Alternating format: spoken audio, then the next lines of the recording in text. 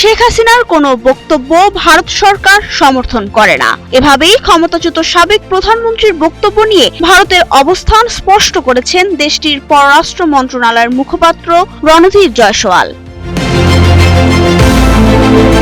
৭ August ভারতের পররাষ্ট্র মন্ত্রণালয়ের নিয়মিত সাপ্তাহিক ব্রিফিংয়ে রণধীর জয়সওয়াল বলেন, ৫ আগস্ট শেখ হাসিনার সংবাদ সম্মেলনে বাংলাদেশের বর্তমান সরকার সম্পর্কে দেওয়া বক্তব্যের সঙ্গে ভারত সরকারের কোনো সম্পৃক্ততা বা সমর্থন নেই। তিনি আরও জানান, সংবাদ সম্মেলনটি একটি বেসরকারি প্রতিষ্ঠান বা সংস্থার উদ্যোগে আয়োজন করা হয়েছিল।